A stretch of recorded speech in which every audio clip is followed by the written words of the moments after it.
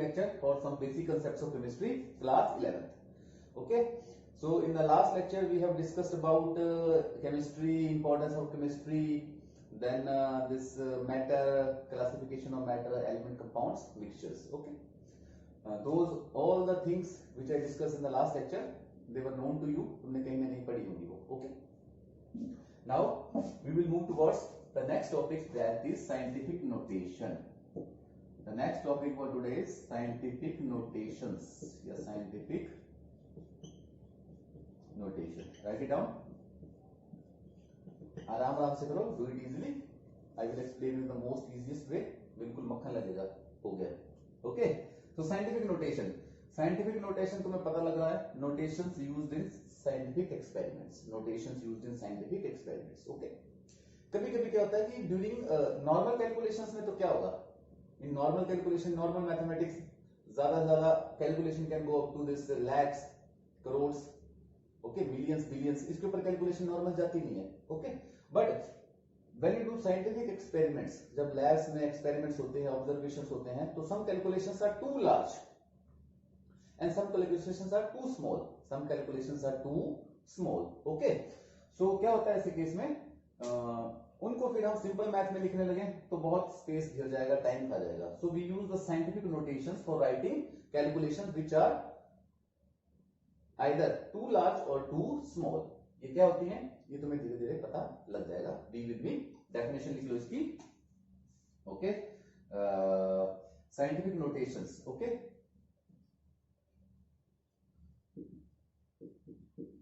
Scientific notations are used to write numbers. Numbers means calculations जो आती है, numbers या calculations, or you can say numbers or calculations that are either too small, ये तो बहुत छोटी होगी, that are either too small or too large. Okay, ये लिख लिया. साइंटिफिक नोटेशन का मतलब है उन कैलकुलेशंस को लिखने में इट विल हेल्प जो कैलकुलेशन है तो बहुत बड़ी है या बहुत छोटी. ओके, अब धीरे धीरे आगे बढ़ते हैं. इसका एक एग्जांपल लूंगा, फिर I will tell you how to write scientific notation. How to write scientific notation. Okay, now this scientific notation, got it. जो कैलकुलेशंस बहुत बड़ी हैं, that are too large or too small, that can be written easily by scientific notations. Now, how to write a scientific notation? How to write a scientific notation? कि scientific notation को लिखा कैसे जाए, किसी लंबी कैलकुलेशंस को scientific method में कैसे लिखा जाए. How to write a scientific notation. Okay, इसका एक सिंपल एग्जांपल लेते हैं which we have studied in earlier classes also. 1 mole has how many particles? एक मोल में कितने पार्टिकल, मान लो एक मोल में कितने एटम्स हो सकते हैं? 6.022 into 10 raised to power 23 atoms. ठीक है, ये पार्टिकल्स लिख लो. पार्टिकल्स मींस मॉलिक्यूल्स भी हो सकते हैं, एटम्स भी हो सकते हैं, आयंस भी हो सकते हैं. So 1 mole represents 6.2022 into 10 raised to power 23 particles. Okay, actually this is written in scientific notation. This is written in scientific notation. ये scientific notation में लिखा हुआ है, तुम लिखते आ रहे इसको, but you didn't understand. ये this is scientific notation. Clear? इसको अगर मैंने सिंपल मैथ में लिखना होता, सिंपल मैथ में मैंने लिखना होता तो एक मोल में कितने एटम्स होते? एक मोल में होते 6.022. आगे कितने जीरोस हैं? 10 के ऊपर कितनी पावर है? 23. उतनी जीरोस लगानी पड़ती. 1 2 3 4 5 6 7 8 9 10 11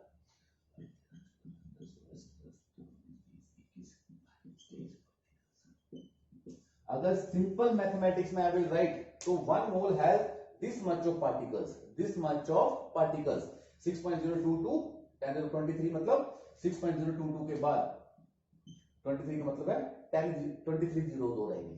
this is writing a huge calculation in, this is a large calculation, this is writing large calculation in simple maths. ठीक है, बहुत मुश्किल है इसको लिखना, बार बार कितनी बार लिखते रहोगे, एवोगाड्रो नंबर आएगा तुम्हारा आधा टाइम तो पेपर में एवोगाड्रो नंबर लिखते हुए चला जाएगा if you use simple mathematics and not scientific notation. Okay, तो इसका इन्होंने क्या सॉल्यूशन निकाला, नंबर्स या calculation that are generally too large, आती किसमें है, साइंस एक्सपेरिमेंट्स में या ऑब्जर्वेशन में आती है, सिंपल लाइफ में तो नहीं आती, तो इसलिए इसको बोलते हैं साइंटिफिक नोटेशंस। तो जो कैलकुलेशंस बहुत लंबी थी उनको उन्होंने साइंटिफिक नोटेशन में लिखना स्टार्ट कर दिया, साइंटिफिक नोटेशन में लिखना क्या कर दिया, स्टार्ट कर दिया। Okay, so what they do, कितने जीरो थी, 0 थी, 10 0 23 कर दिया, गॉट इट। अब धीरे धीरे आगे बढ़ो, 2-4 बात इसकी बताऊंगा। अब साइंटिफिक नोटेशंस में देखो एक क्या होता है, एक तो होता है मेन नंबर, इसको रिप्रेजेंट करते हैं n से। Okay, main number it can be between 1 to 10, it can be between 1 to 10 और 0 to 10 you can say, no it can be between 1 to 10, 1 to 10 के बीच में आएगा। साथ में multiply 10 raised to power n, ठीक है, एक्सपोनेंट कितना है, मतलब 0 कितनी है, 10 raised to power n। This is simple way to write a scientific notation. तो इसका फार्मूला क्या बन गया, n multiply by 10 raised to power n, that is the formula to write a scientific notation, that is the formula to write a scientific notation. n लिखेंगे, n can be 1 to 10 and 10 raised to power n, got it. Now इसका एक example तुम्हें दें, suppose the population of this world is almost 6 billion, suppose 6 billion लोग हैं दुनिया में, तो population कितनी है अपनी,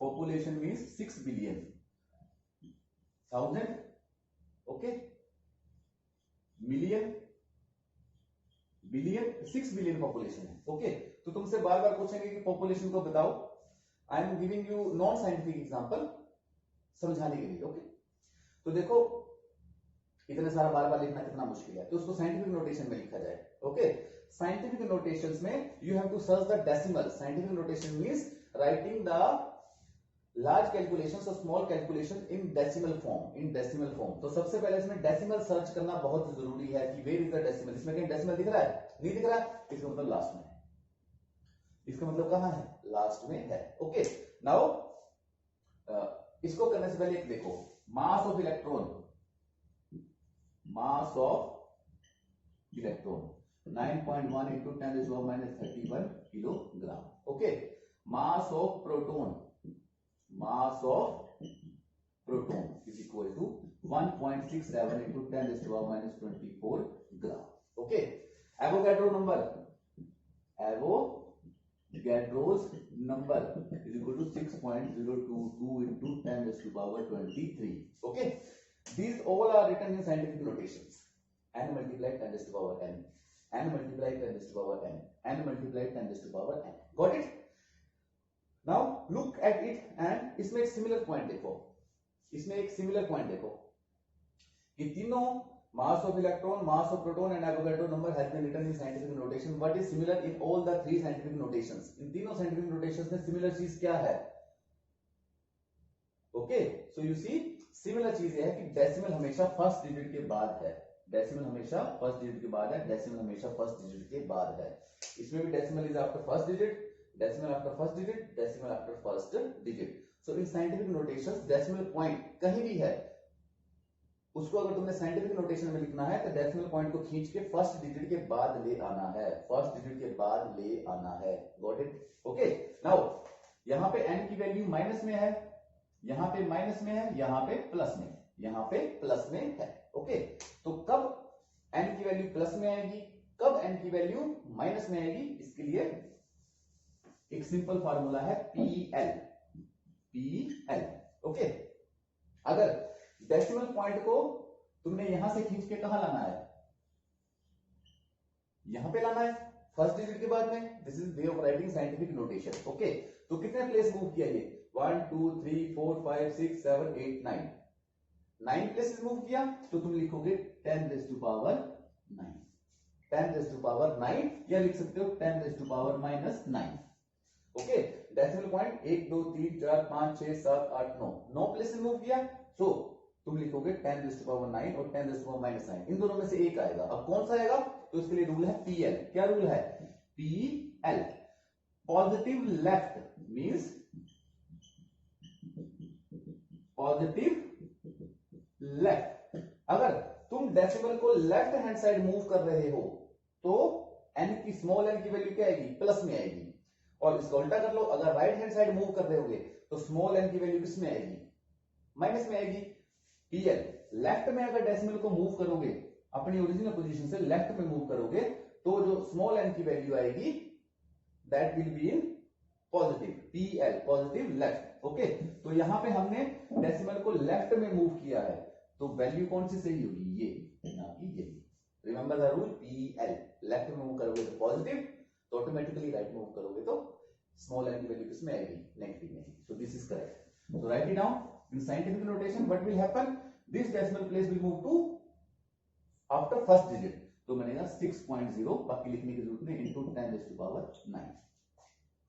So you have written something in this what scientific notation, you have written something in scientific notation। okay, इसका और एग्जांपल दे दूं आपको, सिंपल सी बात है, वेरी इजी टू अंडरस्टैंड। जैसे एग्जांपल दे दिया मैंने 2 3 5 6 9 right in scientific notation, write in scientific notation। okay, so now search here for the decimal, decimal is nothing here, so we suppose decimal is here। now when you have to write something in scientific notation, decimal has to be moved after first digit, तो decimal कहां move करेगा, यहां पे move करेगा, तो कितने place move किया, 1 2 3 4, 2.3569 ऐसे आ गया, ये n आ गया, गॉट इट। अब 10, अब मूवमेंट ऑफ डेसिमल कितने प्लेस हुई है वो रिप्रेजेंट करता है 10 एक्सपोनेंशियल n की वैल्यू। तो कितने डेसिमल प्लेस मूव हुआ है, 1 2 3 4, किस साइड मूव हुआ है, लेफ्ट साइड, लेफ्ट साइड में pl पॉजिटिव आएगा तो 10 raised to power 4। ओके, ये हो गया 10 raised to power n। So you have written something in the decimal, this is scientific notation, got it. एक और एग्जांपल करो इसका, pause the video and see the examples well। okay, एक और example करो इसका, 968334.943 write in scientific notation, write in scientific notation। तो the first rule of scientific notation, decimal has to be moved to the first digit, यहां पे जाएगा ये। Okay, तो क्या बन जाएगा 9.6834943 इनटू कितने प्लेसेस मूव किया है, 1 2 3 4, 4 places मूव किया है, it has moved up to 4 places, it has moved up to 4 places। तो किस साइड मूव किया है, अपने ओरिजिन से left hand side, it will be 10 raised to power 4, it will be equal to 10 raised to power 4। और simple अगर round of करके लिखना है तो 9 पॉइंट यहां तक लिखना है, तो आगे 8 है। I think this rules are known to you और not known to you, okay, I think this rules are not known to you, तो फिलहाल यही रखो, बाद में राउंडिंग ऑफ सिग्निफिकेंट फिगर्स बताऊंगा, वहां पे आपको बता दूंगा कि इसको कैसे लिख सकते हैं। इसको सिंपल लिख दो 9.7 multiply by 10 raised to power 4। Okay, यहाँ पे 6 था पर 7 कैसे आ गया, 6 के अगले वाला डिजिट अगर 5 से बड़ा है तो 1 प्लस हो जाता है। We will study scientific sorry significant figures. अगर राउंड ऑफ हमें 2 डिजिट तक करना है, यहां तक रखना है, तो इस डिजिट के बाद का अगला नंबर देखेंगे, ये 8 है, मोर देन 5 है तो क्या हो गया 9.7 हो गया। यहां पे अगर क्या होता 4 होता और राउंड करना होता तो ये होता, ये 5 से कम है, 2 फिगर्स तक राउंड करना है, ये 5 से कम है तो 9.6 into 10 raised to power 4 हो जाता। Okay, this I will tell you the rules in the next video. Okay, okay, now again one more example 0.02496 write in scientific notation, write in scientific notation. Okay, तो first digit कौन है यहाँ पे, ये है, ठीक है। साइंटिफिक नोटेशन में लिखने का मतलब है डेसिमल कहां आना चाहिए, यहां पे आना चाहिए, तो क्या बनेगा 2.496 multiply by 10 raised to power, decimal कितना प्लेस मूव किया 1 2 3, 3 प्लेस मूव किया है, but it has moved in the right, it has moved in the right, pl positive left, तो राइट में मूव किया है तो क्या आएगा negative. So this is the scientific notation, n multiply by 10 raised to power n, got it। So the value of n depends upon the movement of decimal point। decimal point अगर left में move करेगा तो positive आएगी, और जितने move करेगा places, 4 places move किया तो पॉजिटिव 4 आ जाएगा, 5 किया तो पॉजिटिव 5 आ जाएगा। So this is the rules for the writing scientific notations। Okay, done। You can attempt this NCERT. There are various many examples are given. You can this attempt the scientific notations from there only. Okay. Now this next is physical quantity. Next thing which we will study is physical quantity. Physical quantity. Okay. ठीक है, जैसे मैं हूं, I am matter. So you can measure my height.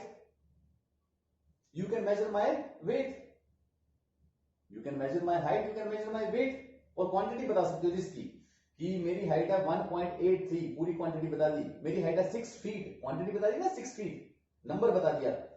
या मेरा मास है 55 kilogram, तो मेरे मास को तुम मेजर कर सकते हो, मेरी लेंथ को तुम मेजर कर सकते हो, साथ में उसकी क्वांटिटी भी एग्जैक्ट बता सकते हो. 55 किलोग्राम है, 52 किलोग्राम है, 20 किलोग्राम है, 100 किलोग्राम है. Okay. So the properties of the matter which can be measured. Matter की ऐसी प्रॉपर्टी जिनको तुम मेजर कर सकते हो, जिनको तुम मेजर कर सकते हो. ठीक है. क्वांटिटेटिवली, क्वांटिटेटिवली उनकी संख्या भी बता सकते हो, मेजर करके उनकी संख्या भी बता सकते हो. जैसे मेरे मास को मेजर करके बता दिया जी 70 किलोग्राम है. Okay. So quantity, the properties of the matter, matter की ऐसी प्रॉपर्टी, जैसे मेरा मास हो गया प्रॉपर्टी, मेरी लेंथ होगी, मैटर की ऐसी property which can be measured quantitatively are known as physical quantities, are known as physical quantities. Okay. Getting the point. Matter की ऐसी क्वांटिटीज जिनको तुम मेजर कर सकते हो और क्वांटिटी बता सकते हो कि कितनी है, that are known as physical quantities. Okay. Properties of matter, properties of matter that can be measured, that can be measured quantitatively. quantitatively मतलब क्वांटिटी बता सकते हो, 55 है, 60 है, पूरी क्वांटिटी बता सकते हो. So the properties of matter that can be measured quantitatively are known as physical quantities or physical quantity. Okay, quantities कर लेना इधर, are known as physical quantities. Properties of matter that can be measured quantitatively are known as physical quantities. Got it? Okay. Got it? Okay. Okay. Now physical quantity समझ गए कि ऐसी properties matter की जिनको हम मेजर कर सकते हैं, साथ में उसकी क्वांटिटी भी बता सकते हैं, that are known as physical quantities. Okay. Now measurement of physical quantities, measurement of physical quantities, measurement of physical quantities कि कैसे मेजर करते हैं, कैसे मेजर करते हैं. So there were old system, पुराने जमाने में कैसे मेजर करते थे, old system of measurement and modern system, okay, modern system. ठीक है. ओके. तो measurement of physical quantities, old system और दिस मॉडर्न सिस्टम. तो फिजिकल क्वांटिटीज की यूनिट्स होती हैं, जैसे मास, ये एक फिजिकल क्वांटिटी है, जैसे मेरा मास है 70 किलोग्राम. ठीक है. तो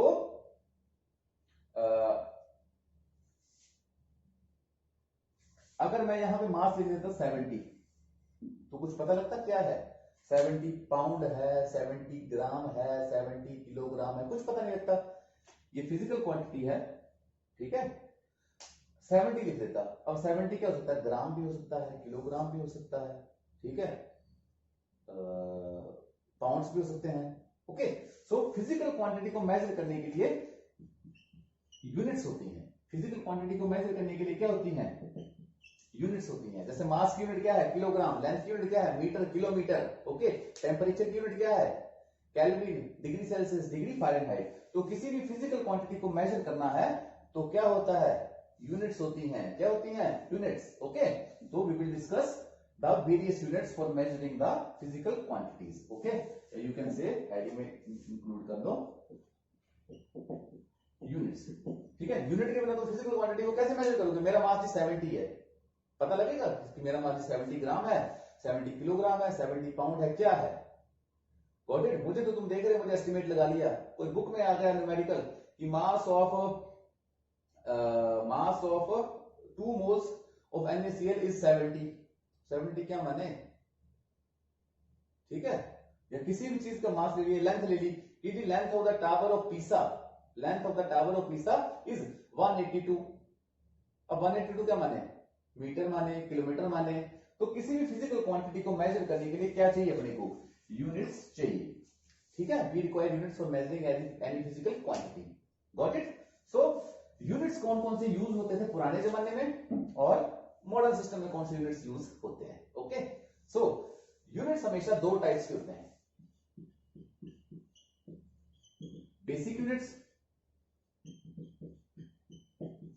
ओके, इनका दूसरा नाम है फंडामेंटल यूनिट्स,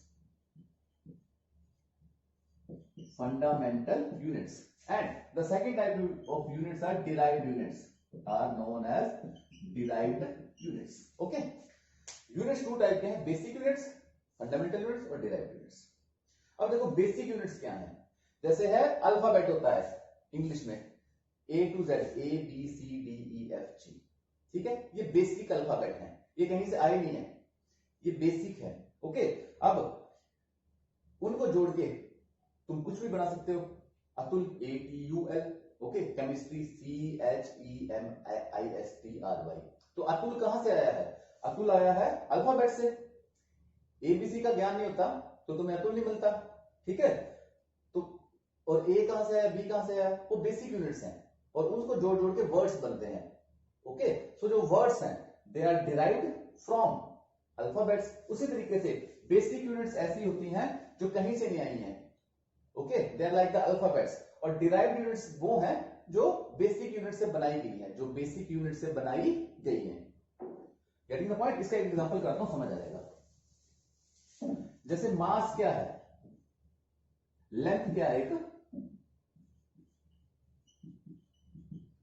बेसिक यूनिट है, बेसिक और फंडामेंटल यूनिट। और एरिया क्या है, इसको बोलेंगे derived unit, derived unit. Now see, length है बेसिक यूनिट, लेंथ का तुम्हें पता क्या आएगा, मीटर आएगा। लेंथ को किसमें मेजर करते हैं, मीटर में, ठीक है। अब लेंथ बेसिक का कहीं से नहीं आई है, और एरिया को किसमें मेजर करते हैं, मीटर स्क्वायर में। किसमें मेजर करते हैं, मीटर स्क्वायर में। कैसे, एरिया क्या है, लेंथ इंटू ब्रेथ, ब्रेथ भी तो कोई लेंथ ही होगी ना, लंबाई है वो भी, चलो छोटे वाली है, चौड़ाई है, पर है तो लेंथ ही, लेंथ इंटू लेंथ। तो अगर एरिया कहां से आया है, लेंथ इंटू लेंथ से, तो area is a derived unit. और लेंथ कहां से आई है, लेंथ कहीं से नहीं, length is a basic unit. So derived units we get from the basic units. Derived units we get from the basic units. Basic units को plus minus करके, जोड़ के, मल्टीप्लाई करके, डिवाइड करके, मल्टीप्लाई और डिवाइड करके हमें derived units मिल जाते हैं। So एरिया कहां से मिला है हमें, लेंथ से। लेंथ इनटू लेंथ को मल्टीप्लाई करेंगे क्या आ जाएगा, एरिया आ जाएगा, इसकी यूनिट आ जाएगी। जबकि so it is a derived unit, area, the unit of area that is meter square is derived from the units of length, length into length। जबकि length की यूनिट कहां से आई है, it is the basic unit, okay, जो कहीं से derive नहीं है, जो कहीं से डिराइव नहीं है that are known as basic units, और जो बेसिक यूनिट से मल्टीप्लाई डिवाइड करके बनी है that are known as derived units, got it. अब ओल्ड सिस्टम के बेसिक यूनिट्स कौन कौन से थे और मॉडर्न सिस्टम के बेसिक यूनिट कौन कौन से हैं, we will study. Old system use होता था पहले एफपीएस, एफपीएस सिस्टम यूज होता था। एफपीएस सिस्टम का मतलब है फुट, एलएमटी याद कर लो, एलएमटी बेसिक यूनिट। जो ओल्ड सिस्टम में थे सारे एलएमटी थे, सारे क्या थे, एलएमटी। फर्स्ट यूनिट किसकी होगी, लेंथ की होगी, फर्स्ट यूनिट किसकी होगी, लेंथ की, एफ मींस फुट। सेकंड मास की, पी मतलब पाउंड्स। थर्ड किसकी, टाइम की, थर्ड किसकी होगी, टाइम की, सेकंड। तो एफपीएस सिस्टम के अनुसार ये बेसिक यूनिट थी, और इन्हीं बेसिक यूनिट से सारी की सारी नई यूनिट्स हम सारी की सारी यूनिट्स डिराइव कर लेते थे। According to FPS system these were the basic units, foot, pound and second, LMT. फिर आ गया जी CGS system, CGS system, CGS system. फिर से देख लो, सीजीएस सिस्टम लेंथ की बेसिक यूनिट किसको मानता था, सेंटीमीटर को, ओके। मास की बेसिक यूनिट किसको मानता था, ग्राम को, और टी टाइम की बेसिक यूनिट किसको मानता था, सेकंड को, got it. I am discussing the old system. Modern system we will discuss in the next slide. Then came FPS, CGS और फिर आ गया एक MKS, मीट्रिक सिस्टम. इंग्लैंड में बहुत फेमस था. Then came the metric system या MKS system. Okay, ये लेंथ की बेसिक यूनिट किसको मानता था? मीटर को. मास की बेसिक यूनिट किसको मानता था? किलोग्राम को. और टाइम की बेसिक यूनिट मानता था एज यूजुअल सेकंड को. So in the older system these were considered as the basic units. FPS system was there, CGS system was there, metric system were there. Okay, so ये basic unit थी और बोलते थे कि बाकी सारी units, area, volume, density, all these units are derived from these basic units. So अगले system में these were considered as the basic units. Okay, but now आजकल nowadays we don't follow this system. आज का दिन भी in the modern world we are not following this system. We are following SI units, SI system of units, SI system of units. पढ़ा होगा ना तुमने SI units? दीदी temperature की SI unit बताओ, मास की SI unit बताओ. Have you heard? Many times you may have heard. So today's system after 1960 scientist की मीटिंग हुई थी फ्रांस में. So collectively देखो इंग्लैंड में तो मीट्रिक सिस्टम चलता था, अमेरिका में they were using FPS system. So it is confusing, not good for scientific calculations. तो उन्होंने बोला कि पूरे वर्ल्ड में साइंटिफिक कैलकुलेशंस करने के लिए साइंस में एक सिंगल यूनिट्स चलेंगे. दो units they have decided SI units means international system of units. International system of units, international system of units. आजकल हम SI सिस्टम फॉलो करते हैं. FPS system, CGS system, MK system खत्म है. आजकल we are using which system? SI system. Okay, तो SI system पढ़ते हैं हम. तो SI सिस्टम में, FPS में, CGS में, मीट्रिक सिस्टम में 3 fundamental units were there. 3 fundamental units were there. But in FPS system, sorry, in SI system 7 fundamental units are there. Learn the difference. पुराने जो हमने ओल्ड सिस्टम पढ़े उसमें 3 basic units थी जिससे बाकी सारी यूनिट्स डिराइव हुई हैं. But in this system 7 basic units are there. 7 basic units are there. Okay, अब यूनिट्स किसके लिए बना रहे हैं हम? फिजिकल क्वांटिटी के लिए. मास की यूनिट है, लेंथ की यूनिट है. तो हम देखेंगे पहले फिजिकल क्वांटिटी कौन सी है, उसकी यूनिट कौन सी है और यूनिट का सिंबल क्या है, और यूनिट का सिंबल क्या है. 3 पोर्शंस होंगे. तो first physical quantity is length. इसको ऐसे कर दो, बॉक्स बना दो. The first physical quantity. So according to the older systems to measure a physical quantity units are required. पुराने सिस्टम में 3 basic units were there, CGS, FPS और MKS. But in the modern system और the present system SI system there are 7 basic units. First physical quantity आ गई length. First physical quantity कौन सी आ गई? First physical quantity आ गई length. Length की basic unit है किलोग्राम. क्या यूनिट है लेंथ की? लेंथ की बेसिक यूनिट मानते हैं, SI यूनिट मानते हैं किलोग्राम को. ओके, जब भी साइंटिफिक सिस्टम में मास को नापा जाएगा, सॉरी लेंथ की यूनिट है मीटर. लेंथ की यूनिट क्या है? मीटर. SI सिस्टम में फिजिकल क्वांटिटी लेंथ, इसकी यूनिट क्या है? SI unit. इसकी SI यूनिट है मीटर और इसका सिंबल है small m. Okay, first basic unit आ गई. ओके, सेकंड फिजिकल क्वांटिटी है मास. SI सिस्टम में मास की SI यूनिट क्या है? किलोग्राम. किलोग्राम और इसका सिंबल है kg, capital K small g. Okay, so there are 7 basic units in SI system. Metre for length, kilogram for mass. Third आ गया व्हाट? टाइम. LMT. टाइम की बेसिक यूनिट मानते हैं सेकंड. क्या मानते हैं? Second. It is represented by small s. It is represented by small s. What the point? So physical quantity length, mass, time. Length की आ गई मीटर, किलोग्राम, टाइम की आ गई second. It is almost equal to MKS system. MKS system. यहां तक तो same चला हुआ है. Okay, but now SI ने has given 7 basic units. All the systems, earlier systems, उन्होंने कितने बेसिक यूनिट दिए थे? 3, लेंथ, मास और टाइम ही, ठीक है। बट लेंथ, मास और टाइम के ही बेसिक यूनिट दिए थे, बट एसआई सिस्टम ने एक्सटेंड कर दिया। मिटा दो इसको। 3 units we have discussed. Now the next one is thermodynamic temperature. Simple भाषा में temperature, thermodynamic temperature, thermodynamic temperature. Temperature की यूनिट क्या है? केल्विन। सिंबल क्या है इसका? कैपिटल के, कैपिटल के। ओके, फिफ्थ आ जाएगा इसका, what is there? Amount of substance, amount of substance, कि किसी सब्सटेंस में कितना अमाउंट है, अमाउंट ऑफ सब्सटेंस, उसको मेजर करते हैं मोल्स में, मोल्स में, और मोल का सिंबल है MOL, ई नहीं लगेगा, ठीक है। Amount of substance is measured in mole. Okay, now sixth, luminous intensity. Luminous intensity, luminous intensity का मतलब होता है कि कितनी रोशनी कोई सब्सटेंस प्रोड्यूस करता है। ओके, तो luminous intensity is measured in candela, is measured in candela, capital C small d, capital C small d। Okay, length,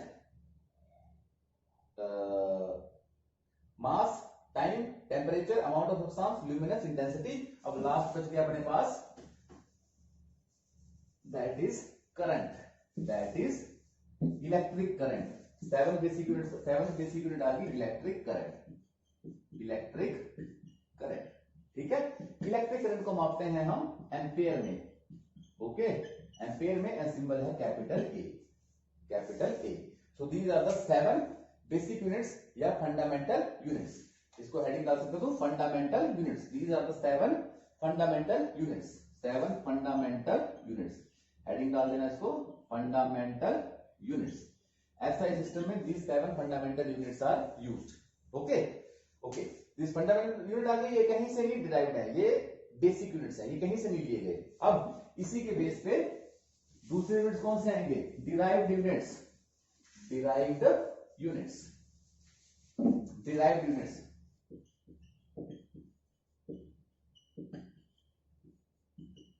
okay, derived units we get from basic unit. Derived unit we get from basic, derived units we get from basic units, derived units we get from basic units. Okay, for example, area बहुत है, area means length into length, length into length, length into breadth होता है, पर breadth भी क्या किस्म की? लंबाई है, तो क्या आ गया? मीटर इंटू मीटर, तो उसकी यूनिट क्या आ गई? Metre square. ओके, डिराइव्ड हो गया ना, क्योंकि किससे आया? ये बेसिक यूनिट से आया, length is the basic unit, वहां से आया एरिया का यूनिट। फिर आ गया volume, volume means length into breadth into height. है तो ये मतलब लेंथ अलग है, ब्रेड्थ अलग है, हाइट है, पर है तो लेंथ है ना, मापते तो उसको मीटर नहीं है, तो किससे आ गया? L into L into L। तो वॉल्यूम का यूनिट क्या आ गया? Metre cube. वॉल्यूम का यूनिट क्या आ गया? Metre cube. Getting the point? So volume के यूनिट, वॉल्यूम के यूनिट कहां से डिराइव हुए हैं? लेंथ के यूनिट से, so these are derived units. तीसरा इंपॉर्टेंट आ गया density, density is equal to mass divide by volume, mass divide by volume. क्या आ गया? ये मास यूनिट कहते हैं किलोग्राम, डिवाइड बाय वॉल्यूम कहते हैं मीटर क्यूब, तो kilogram per metre cube. Got it? So density, volume, area, इनके units we can find out by if we know the basic units or fundamental units. That's why these units are known as derived units. Got it? So these were some of the topics: scientific notation, fundamental derived units, and one more what I told you, this physical quantity. ठीक है, properties that can be measured quantitatively, उनको measure करने के लिए units चाहिए. Got it? So this all was from today's lecture. Make the notes. And doubts, call me or leave comment in the comment section. You can ask me doubts. So thanks.